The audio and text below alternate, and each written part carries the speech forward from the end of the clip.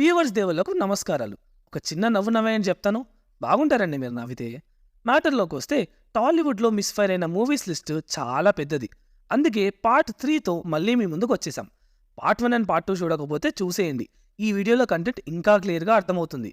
ఇంకా వీడియోలోకి వెళ్లే ముందు కింద ఉన్న ఆ సబ్స్క్రైబ్ బటన్ని క్లిక్ చేసి పక్కనున్న గంటని లాగివిట ఒకటి కొట్టండి. ఇంకా మనం వీడియోలోకి వెళ్ళిపోదాం. కోవిడ్ తర్వాత మళ్ళీ థియేటర్స్కి పూర్వ వైభవం తెచ్చిన మూవీస్లో బింబిసారా కూడా ఒకటి.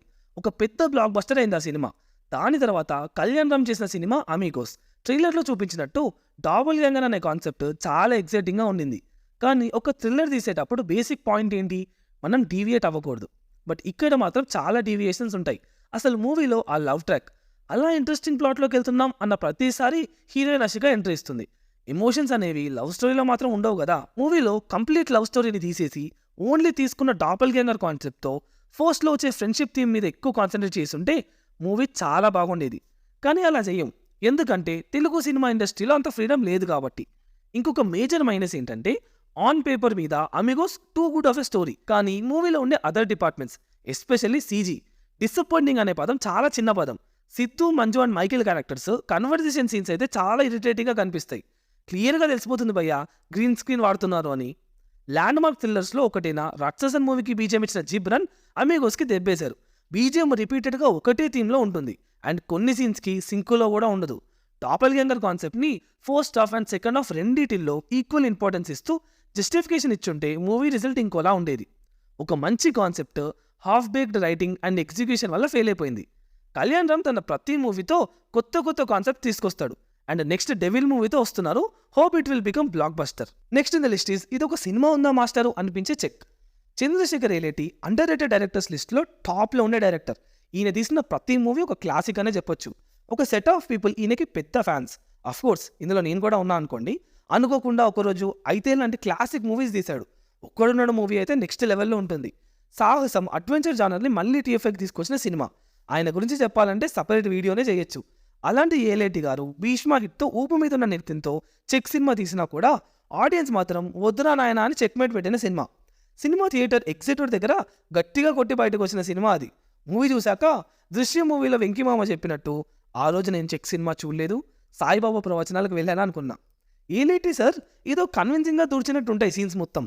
టెర్రరిస్ట్ అనే నేరం మోపబడిన ఖైదీగా చేసిన నితిన్ అస్సలు ఆ క్యారెక్టర్కి సూట్ అవ్వలేదనే చెప్పాలి. ఏలేటి గారు అన్ని మూవీస్లో మిస్టరీ అనేది మెల్లిమెల్లిగా అన్ఫోల్డ్ అవుతుంది. బట్ చెక్ మూవీలో డీటెయిలింగ్స్ అన్ని ముందుగా మనకు అర్థమైపోతాయి. సో థ్రిల్ అవ్వలేం. ఏలేటి గారి సినిమాలు అందరికీ అర్థం కావనే ఒపీనియన్ ఉంది. అలా ఎక్కడ అర్థం కాకుండా మళ్ళీ ఫ్లాప్ అవుతుంది అనే భయం ఈ మూవీ స్టోరీ టెల్లింగ్లో కనిపిస్తుంది. ఏలేటి ఓల్డ్ మూవీస్లో ఉండే screen play design as it ఈస్గా ఉన్నా కూడా ఇంత డిసప్పాయింట్ అయ్యే వాళ్ళం కాదేమో. అటెన్షన్ మొత్తం చెస్ సీన్స్ మీదనే పెట్టేశారు. లిటరల్లీ ఇంకెన్ని వస్తాయని నాయన ఈ సీన్స్ అనిపించేలా ఉంటాయి. Strong characters and deep conversations ఇవన్నీ ఏలేటి గారి ప్రీవియస్ మూవీస్లో స్ట్రాంగ్ పిల్లర్స్. అవి లేకపోవడమే కాక ఇక్కడ ఓవర్ ద టాప్ డైలాగ్స్తో తలనొప్పి. ప్రియప్రకాష్తో లవ్ ట్రాక్ అసలు ఎందుకు ఉందో ఏలేటి గారు కూడా తెలియదేమో. హీరో అండ్ జైల్లో ఉండే సాయిచంద్ గారి క్యారెక్టర్ తప్ప వేరే క్యారెక్టర్ ఉందా అనిపిస్తుంది మూవీలో. ఏలేటి గారి సినిమాకి వంకలు పెట్టేంత పెద్దోళ్ళం కాదు, కానీ సార్ మీరు మీ స్టైల్లో తీసేయండి, మేము చూస్తామని రిక్వెస్ట్ చేస్తున్నాం. ఇకపోతే మూడోది ముఖ చిత్రం. తన ఫస్ట్ మూవీ కలర్ ఫోటోతో నేషనల్ అవార్డు కొట్టిన డైరెక్టర్ సందీప్ రాజ్. అలాంటి ఒక పెద్ద మైల్ స్టోన్ తర్వాత తీసిన మూవీయే ముఖ చిత్రం. తన ఫ్రెండ్స్లో ఒకడైన గంగాధర్ ఈ మూవీకి director. Story, screen play and dialogues రాసింది మాత్రం Sandeep. Marital rape, domestic violence లాంటి సెన్సిటివ్ టాపిక్స్ని ఓపెన్గా డిస్కస్ చేయడం అనే థాట్కి మాత్రం టేకేబో. అయితే ఇంత ఇంపార్టెంట్ అండ్ సెన్సిటివ్ టాపిక్ని ఆడియన్స్ అందరినీ సాటిస్ఫై చేసేలా, ఇంపాక్ట్ కలిగేలా చెప్పలేకపోయారు అన్న మాట మాత్రం యాక్సెప్ట్ చేయాల్సిందే. ముఖ చిత్రంని ఒక మల్టీ జానర్ ఫిలింగా రాసుకున్నారు సందీప్.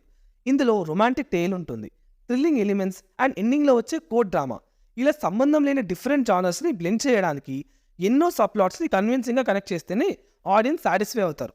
ఆల్రెడీ మన తెలుగు ఆడియన్స్కి మ్యారిటల్ రేప్ అనే ఒక టాపిక్ చాలా కాంప్లికేటెడ్. దానికి తోడు ఒక కాంప్లికేటెడ్ స్క్రీన్ ప్లేని చూస్ చేసుకోవడం ఇంకా పెద్ద కాంప్లికేషన్. ఇన్ని కాంప్లికేషన్స్ని దాటడంలోనే కష్టపడ్డారు అని క్లియర్గా అర్థమవుతుంది. ఇప్పుడిప్పుడే ఇళ్లలో ఇలాంటి టాపిక్స్ మాట్లాడుకుంటున్నారు. అలాంటప్పుడు దానికి తగ్గట్టు రియాలిటీకి దగ్గరగా సినిమా లేకపోగా లవ్ ట్రాక్, కెమిస్ట్రీ పేరుతో ఆర్టిఫిషియల్గానే అనిపిస్తుంది మూవీ. కోర్ట్ డ్రామాలో డొమెస్టిక్ వైలెన్స్ని స్ట్రాంగ్ ఫైట్ చేసే సీక్వెన్సెస్ ఉండాలి, కానీ సమ్హౌ రష్ అయిపోయింది అన్న ఫీలింగ్తో ఒక సరైన ఇంపాక్ట్ లేకుండా పోయింది. విశ్వ కేమియోకి ఇంపార్టెన్స్ ఉన్నా కూడా ఇంపాక్ట్ లేదు. క్యారెక్టర్లో డెప్త్ లేకపోవడం ఇంకో మెయిన్ రీజన్. చెప్పాలనుకున్న పాయింట్ని రాఖీ మూవీలో ఎన్టీఆర్ చెప్పినట్లు ఒక స్ట్రాంగ్ సీక్వెన్స్ ఉండుంటే ఇంకా వేరేలా ఉండేది. సందీప్ ఒక చెమ్ ఆఫ్ డైరెక్టర్. ప్రజెంట్ టాపిక్స్ని న్యాచురాలిటీకి దగ్గరగా క్రియేటివ్ టచ్తో చెప్పడం అతని షార్ట్ ఫిల్మ్స్ నుంచే చూస్తున్నాం. నెక్స్ట్ ఒక పెద్ద హీరోతో మూవీ ప్లాన్స్ ఉన్నట్టు తెలుస్తుంది.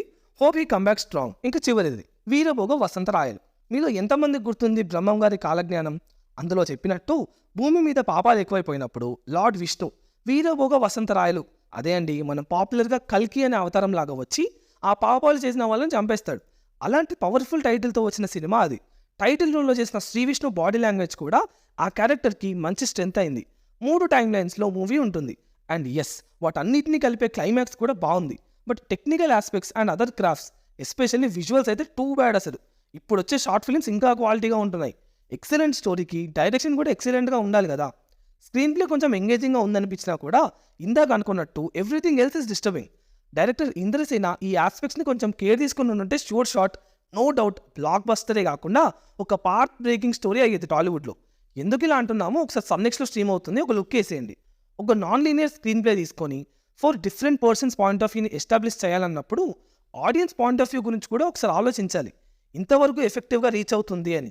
ఇలాంటి వాటికి ఆడియన్స్ పాయింట్ ఆఫ్ వ్యూ ఆలోచించరు. అవసరం లేని ట్రాక్స్ అండ్ సీన్స్ని ఇరికించడానికి మాత్రం ఆలోచిస్తారు.